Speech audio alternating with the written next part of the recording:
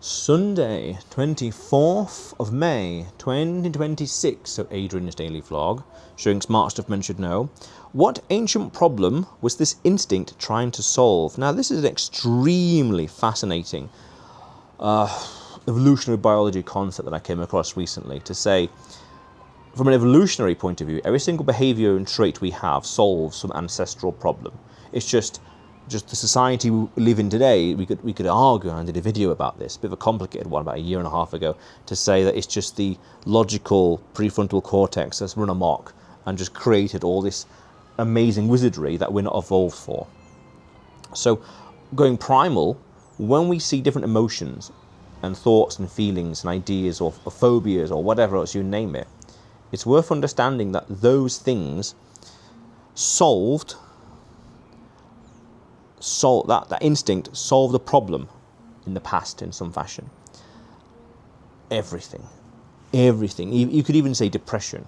You could even say rapport building. We could even say anything anthropologically speaking. Rituals.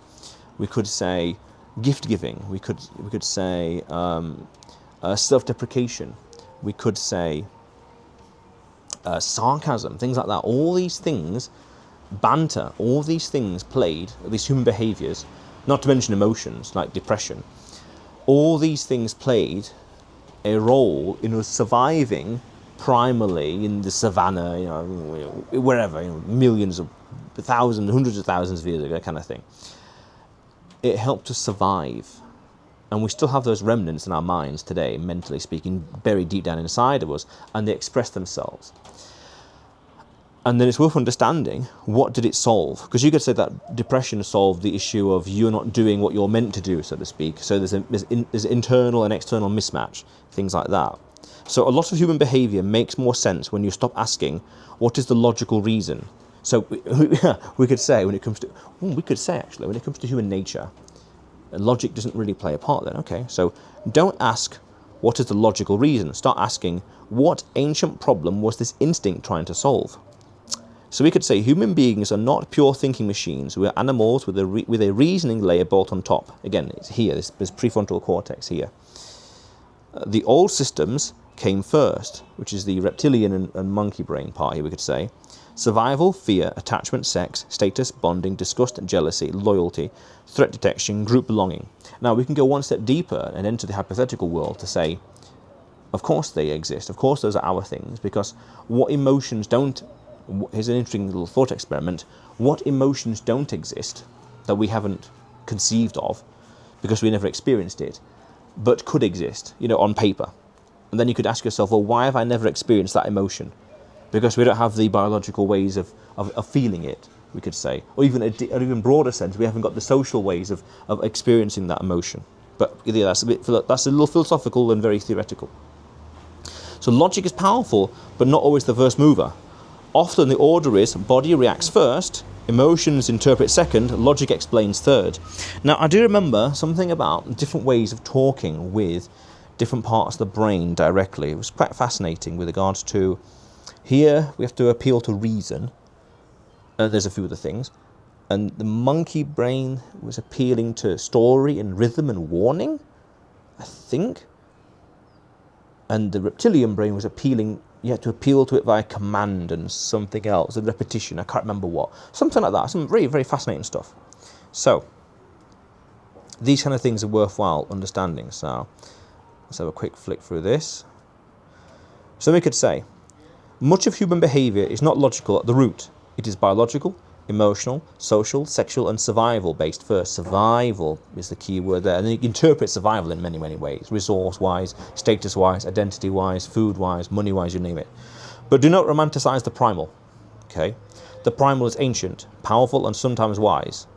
The primal is sometimes an idiot with a spear. Again, we live in this world, this magical, quite literally in some ways, magical world with electricity and cars, things that primarily we should be absolutely panicked and scared about, but somehow we've overcome it and we've mastered it because we have our logical brain is overruling the emotional brain, so to speak. And hence why when we see a car, when we see cars on the road, we don't panic ancestrally because we know We know a lot of the logic behind the cars and the road, safety, things like that. The mature man does not suppress it, the primal, nor worship it. He reads it and judges it. Judges it to say, this is who humans are, that is human behaviour, that is human nature, that is female nature, that is male nature, that's society, that's anthropology, that's human nature. It is what it is. There is no, in some interesting fields, in some interesting aspects and fields, understand that morality doesn't play a part. Understand in some places that there is no good and bad. There's no beyond good and bad. There's no good and bad to begin with. It just is. It just is. Physics, there is no good and bad. It just is. Hunger, biology, evolution, viruses, things like that. There is no good and bad. There just is. Gravity doesn't care. I did a video about this a year or something ago. There are no loopholes in physics. They don't care where you are. They don't care what you're doing. They don't care how you feel primarily. They don't care. These things don't care. In the same way our instincts don't care. They're survival-based instincts. Understand that viscerally. They're there to keep us alive. That's why a lot of people would go to a 100-year-old or a 90-year-old, whatever, and ask them instinctively, what's your secret, what's your secret? And then paradoxically, what they reveal is actually, arguably you could say bad advice because it worked for them, i.e. survivorship bias. But nonetheless, it's interesting to hear different points of view and opinions. But beware of that.